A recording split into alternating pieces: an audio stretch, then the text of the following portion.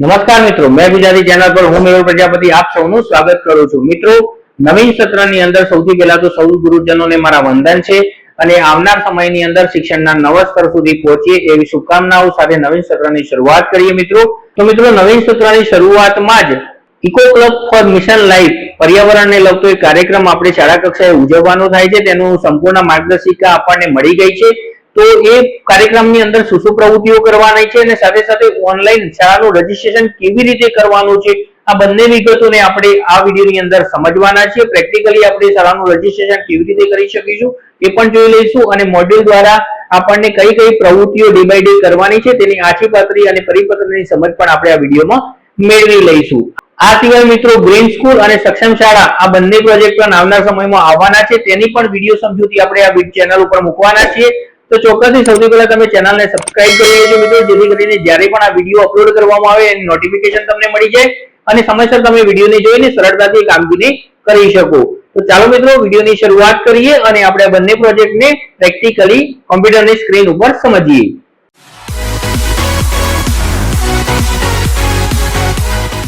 તો મિત્રો કોમ્પ્યુટરની સ્ક્રીન ઉપર તમે પરિપત્ર જોઈ રહ્યા છો. અહીંયા 11/6/2024 ના રોજ આ પરિપત્ર કરવામાં આવેલો છે. વિષય તમે જોઈ શકો છો ઇકો ક્લબ પર મિશન લાઈફ અંતર્ગત શાળા કક્ષાએ યોજવાની પ્રવૃત્તિઓ.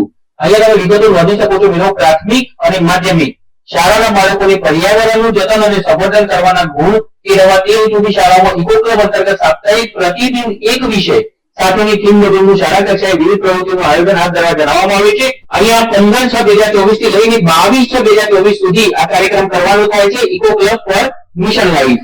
હવે મિત્રો તમે જોઈ શકો છો 7 દિવસના 7 દિવસ પ્રમાણેની અહીંયા 7 પ્રવૃત્તિઓ આપણે કરવાની થાય છે. તેની વિગતો આપણે પ્રેઝન્ટેશન આપેલું છે તેમાં જોવાના છીએ. ખાસ નોંધ લેજો મિત્રો, પ્રાથમિક અને માધ્યમિક તમામે તમામ સ્કૂલોએ આ પરિપત્ર પ્રમાણેની સૂચનાનું પાલન કરી અને રોજે રોજ રિપોર્ટ, ફોટોગ્રાફ અને પ્રેસ નોટ તૈયાર કરી અને જિલ્લા કક્ષાએ બીઆરસી, સીઆરસી અને આચાર્યશ્રીની ચેનલ દ્વારા મોકલવાની થાય છે. આ સાથે આપણે ઓનલાઈન પોર્ટલ ઉપર પણ ઇવેન્ટની રજીસ્ટ્રેશનની નોંધ કરવાની થાય છે. એટલે કે ઓનલાઈન પોર્ટલ ઉપર પણ શાળાનું રજીસ્ટ્રેશન કરવાનું થાય છે.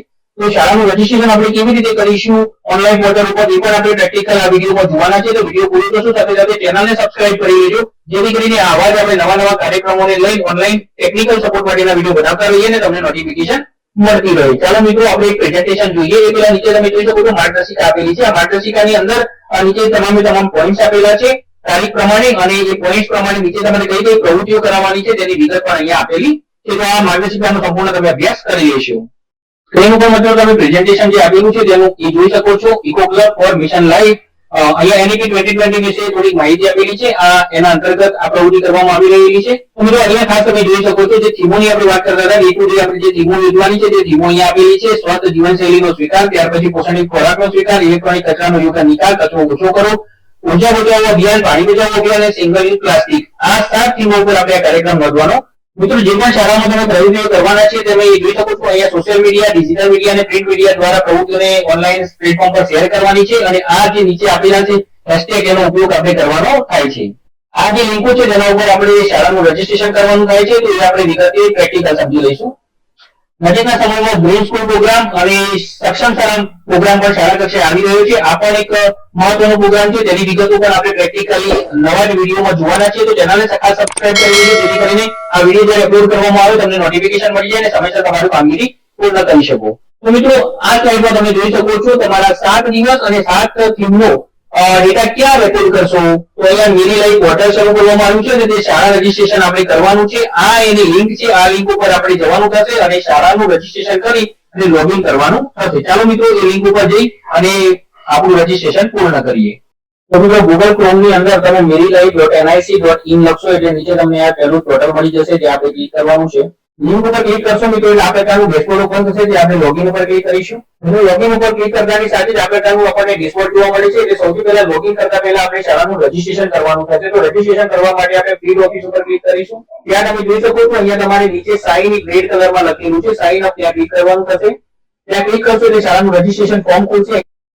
તો મિત્રો આ ફોર્મને ફિલ કરવાનું રહેશે. આ ફિલમાં તમે સૌથી પહેલા સ્ટેટ ગવર્નમેન્ટ એફિલિએટ ક્લિક કરવાનું રહેશે. ત્યાર પછી સ્ટેટ ગુજરાત પસંદ કરવું, એજ્યુકેશન ડિપાર્ટમેન્ટ પસંદ કરવું અને ત્યાર પછી ડિસ્ટ્રિક્ટ એજ્યુકેશન ડિપાર્ટમેન્ટ પસંદ કરવાનું રહેશે. નીચે તમારી પ્રાઇમરી સ્કૂલનું નામ આવશે, હાઈસ્કૂલનું નામ આવશે, ત્યાર પછી પ્રિન્સિપાલનું નામ અને એનો હોદ્દો અહીંયા લખવાનું થશે. ત્યાર પછી શાળાનું ઈમેલ આઈડી લખવાનું થશે, મોબાઈલ નંબર નાખવાનો થશે અને ત્યાર પછી સાઇન ઉપર ક્લિક કરવાનું રહેશે.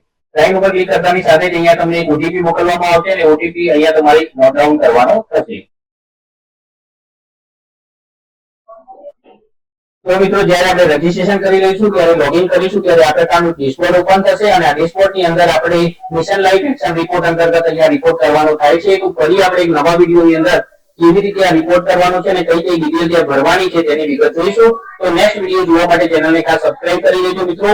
ફરી મળીએ નવા વિડીયો સાથે. આભાર. Thank you very much.